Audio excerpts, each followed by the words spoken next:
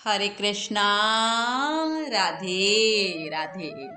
आप सभी का स्वागत है मेरे YouTube चैनल किस्से किरदारों के में। आज की कहानी का शीर्षक है राजा का राजकुमार। तो आइए कहानी शुरू करते हैं। पत्नी अपने पति से कहती है कि बेटी तो फिर से रो रही है। वजह पूछी तो बस इतना कही कि प्लीज माँ, मुझे अकेला छोड़ दो। मुझे लगता है कि शायद उसे किसी ने प्यार में धोखा दिया है। डर लगता है कहीं वह खुद को नुकसान न पहुंचाए। पति थोड़ी खामोशी के बाद कहता है, ठीक है मैं देखता हूं। इतना कहकर वह अपने बेटी के कमरे में जाते हैं। पिता, हेलो पायल, कैसी हो बेटा? बेटी, प्लीज पापा, मुझे कुछ दिनों के लिए अकेला छोड़ दीजिए।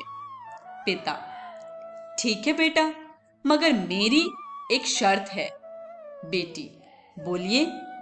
पिता, बस तुम्हें एक बकवास कहानी सुनाना चाहता हूं, तुम सुन लो, फिर हम तुम्हें डिस्टर्ब नहीं करेंगे, ओके? बेटी, ठीक है, सुनाइए। पिता, आज से करीब 20 साल पहले एक राजा हुआ करते थे, बेहद अमीर। उनके दो बेटे थे। बड़ा बेटा बेहद आज्ञाकारी और ईमानदार था। उस राजा को अपने बड़े बेटी पर नाज था। उसकी शादी एक खूबसूरत लड़की से कर दी गई। फिर वह खूबसूरत लड़की, राजा की बड़ी बहू, गर्भवती हुई। घर में खुशियां ही खुशियां छा गई। मगर राजा की जिद थी कि बेटा ही हो। फिर राजा ने अपने बहू के गर्भ का चेकअप करवाया तो पता चला कि गर्भ में लड़की है। राजा ने बेटे को हुक्म दिया कि लड़की को गिरा दिया जाए। आखिर बड़ा बेटा आज्ञाकारी था, ना तो करेगा नहीं। मगर पता नहीं उस पागल बेवकूफ को क्या सूझा कि 2 दिन बाद अपना राजपाट, धन दौलत, शान शौकत सब कुछ छोड़ के अपनी गर्भवती पत्नी को लेकर महल से गायब हो गया। सच कहूं तो वह बड़ा बेवकूफ और पागल था।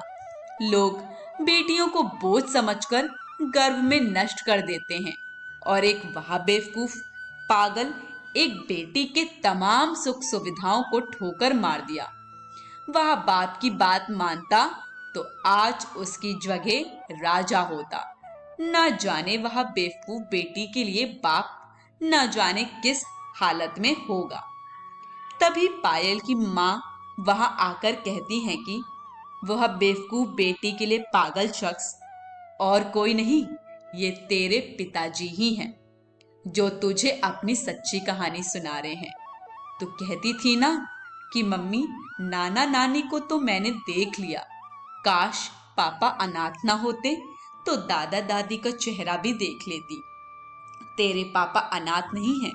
तू बड़ी होकर जिद न करे दादा दादी से मिलने की, इसलिए तुझसे सच छुपाया गया।